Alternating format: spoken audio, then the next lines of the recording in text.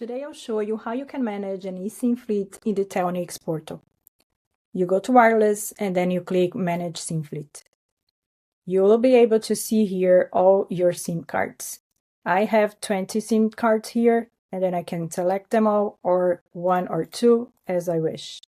I can also apply some filters to choose for some status like enabled, standby or disabled, and so on.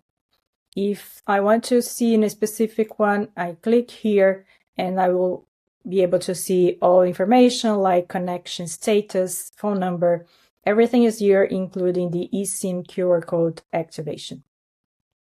I can see the device details, and for theft prevention, I can add the international equipment identity.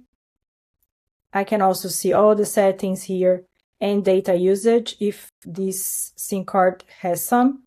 As you can see here, there is some usage on January 16. I can also set up data limit, customizing it if I want. I can set up some thresholds here as well and also customize it. I can get notifications if I want, and I will be able to see all connectivity information here.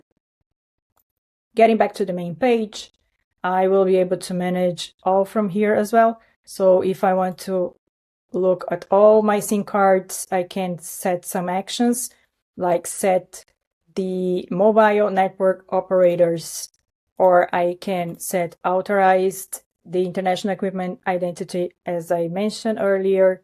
I can also manage SIM cards, choosing like enable SIM cards or disable SIM cards. And last, I can request public IPs if I want. So this is how teams provision, monitor, and control an eSIM fleet in the Telnyx portal.